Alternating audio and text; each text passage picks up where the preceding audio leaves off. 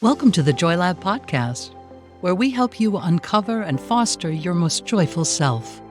Your hosts, Dr. Henry Emmons and Dr. Amy Prasek, bring you the ideal mix of soulful and scientifically sound tools to spark your joy, even when it feels dark. When you're ready to experiment with more joy, combine this podcast with the full Joy Lab program over at joylab.coach. Hello, I'm Henry Emmons, and welcome to Joy Lab. And I'm Amy Prasek. Here at Joy Lab, we infuse science with soul to help you build your resilience and uncover your joy. And today we are talking about one key strategy to make your time on social media better for your health.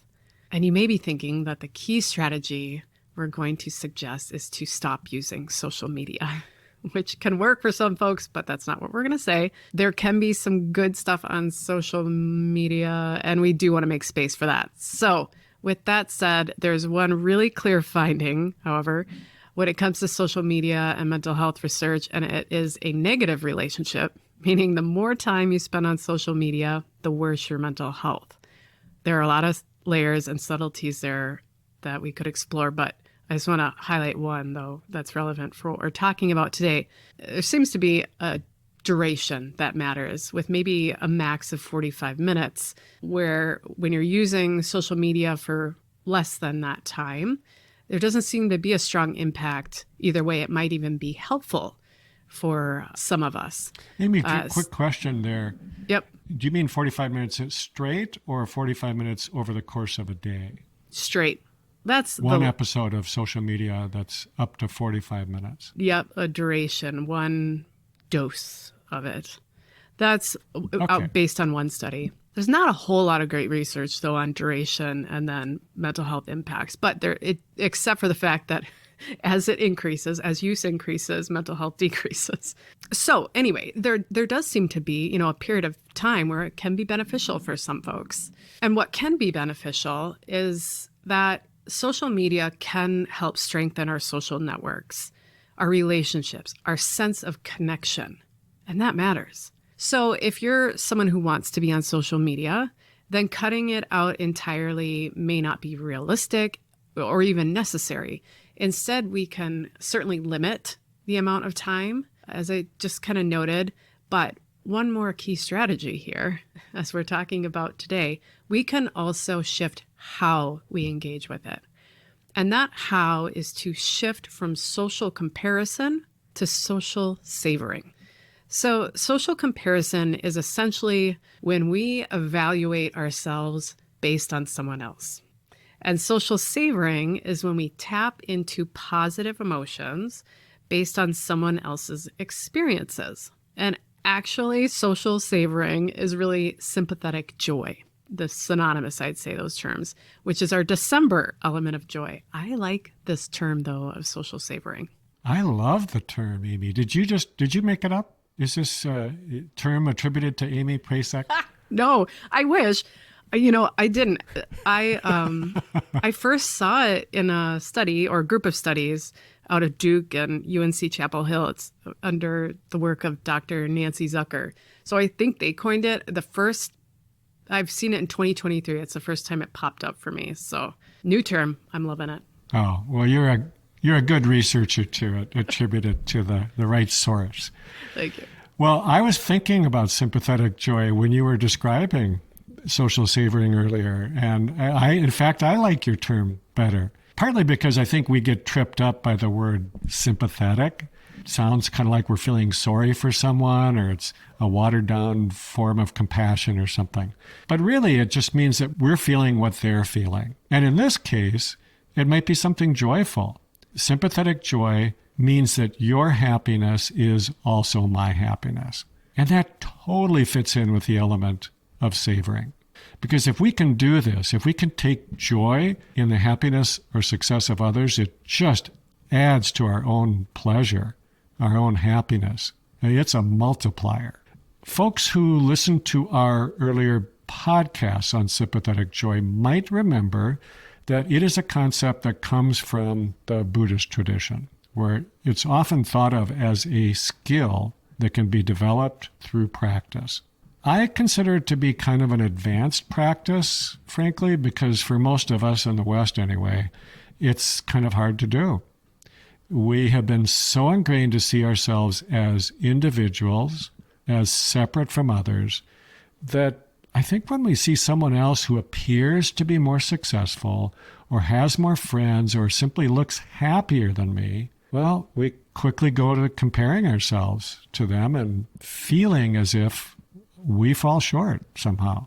And if this is something we've practiced our entire lives, which most of us have, and what I'm going to call the genius or the evil genius of social media is that it gets us to practice comparing ourselves to others so often and so quickly that it's kind of like social comparison on steroids. And frankly, who can resist that?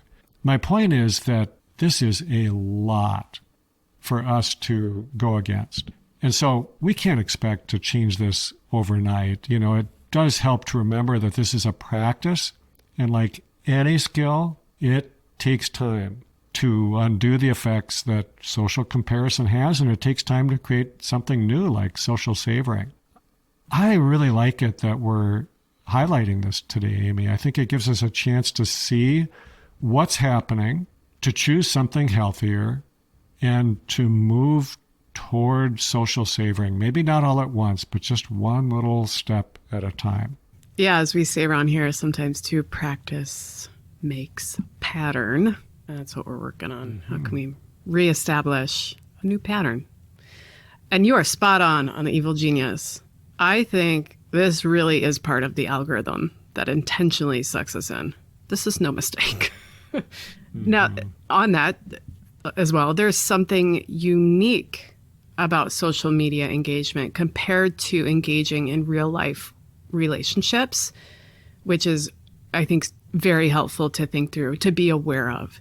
And it has to do with these 3 types of social comparisons that are often noted in the research. And they are downward social comparisons, where we perceive someone else as being worse off than us. Lateral social comparisons, where we see someone as equal to us. And then there's upward social comparisons, where we perceive others to be better off than ourselves. And that last one, upward comparisons, overall, they tend to impact our well-being more negatively than the other two. Probably no surprise there. But there's something to note here. There are 2 types of upward comparisons, and one is called contrasting upward comparisons, where we believe that the other person is better than us and we are flawed or lacking. And the other one is called assimilating upward comparisons, which can actually be helpful at times. And in this case, we still have that upward comparison, seeing someone as better off than us, but we are able to identify similarities that we have with that person in such a way where we actually feel maybe motivated to achieve whatever it is that we are identifying as different from our current status. All right, so now think about social media and how folks present themselves. We don't get a lot of context. It's curated. It's really visual. So which of those social comparisons do you think show up more? What do we think? Upward, contrasting? I have a guess. Upward and contrasting, you bet. Yeah, I mean, we see these folks as better off than us. We see ourselves as flawed and lacking. It's like a little domino that goes off every time we see those images. And it does not matter if that person trespassed on some other random person's mansion, made it look like theirs, spent 5 hours putting on makeup, 4 filters, photoshopped the heck out of the photo. It doesn't matter. We usually just jump to the upward comparison. They have that, or they look like that. I don't have that. I don't look like that. And then the conclusion is that we're flawed, which makes sense then that overall research on upward social comparisons have found that really they're rampant in social media, and they are consistently associated with more negative self-judgments, lower self-esteem, more disordered eating behaviors, and higher levels of depression and anxiety. Rarely do we come out of the social media space feeling motivated. I think there's something really important happening here that mostly we're unaware of. And I might be reading too much into this, but bear with me. You're overthinking, Henry? I might be overthinking. What I'm seeing is happening at a meta level, which by definition is probably overthinking, but meta means it's a higher level that goes above and beyond the social comparison or social savoring. And it's really more, I'm thinking more about the stories we create, the big stories, the story of my life, the story of your life, the ones that we are writing and rewriting every single day. And social media is like this gigantic mirror in front of us. And it's saying, look at what you're doing to yourself. Look at how you're taking these images, these little bits of information, and weaving them into the story of you. And look at the impact that that's having on how you feel about yourself. So it's a mirror that we can use in a very helpful way, I think. Now, I don't believe that Mark Zuckerberg or any of the other leaders of social media set out intentionally to make us feel bad. I think they're probably pretty neutral in terms of the state of our own emotional lives. That's something we're doing to ourselves. But that's the beauty of how you just framed this, Amy. If we can see what is happening here, if we can become aware of our own role in it, then maybe we can choose to do something different. And it might be really powerful because it gives us an opportunity to practice getting out of our own stories, or even writing them in the way that we really want to, in a way that's actually really helpful to us. Now, this might not be easy, but I think we can learn not to take everything so personally. And that's much closer to the truth. Whatever so-and-so is doing on social media has nothing to do with me. I just think it does because I'm comparing myself to them. I'm probably doing that unconsciously and unintentionally, but as soon as I see that I'm doing this, then I can wake up and say, hey, this isn't about me. This person looks like they're having a lot of fun, like they're having a great life, and isn't that great? Yeah, we can change that story. We can change that next step. We could also mess up their algorithms. Now I'm thinking, let's go after it. We can completely crash the system. Let's change the algorithm to reinforce these patterns of savoring. Your feed will look fundamentally different. We feel our feed. Can't remember who said it. I'll put it in the notes. So let's feel something different. Let's get into that practice. All right. So what we're suggesting is that this kind of savoring, social savoring, or sympathetic joy, can dampen the negative effects of social media use. So a recent study from Dr. Zucker, who I referenced earlier, who coined this term, I think, maybe, but Dr. Zucker and colleagues used a social savoring intervention with social media use, and they found that more social savoring was associated with higher self-esteem, which is great. Like, that matters a lot when you're looking specifically at the data with adolescent girls and Instagram. But back to your point, actually, on meta and overthinking, which I appreciate whenever you overthink, Henry, because I learned something. But back to that kind of unconscious nature of our tendency to compare, the researchers found that social savoring was not associated with the frequency of social comparisons. I think this is really important to note. Let me explain it. Even if someone was really doing great with social savoring, it did not necessarily decrease how often they compared themselves with others. But it did help change that next storyline.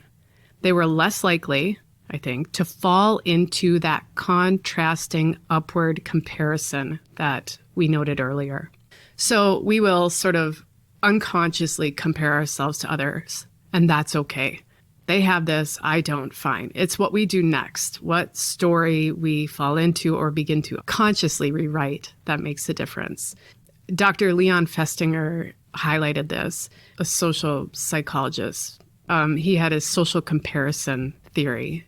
Interestingly, as well, Festinger also introduced the theory of cognitive dissonance. So his work was just ripe for social media environment.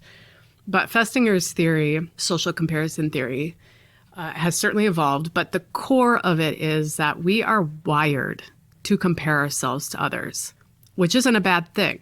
He gives this example of someone running from a lion. You watch someone being chased and then mauled by a lion, and then you determine, okay, I need to be able to run faster than that person. That's good information.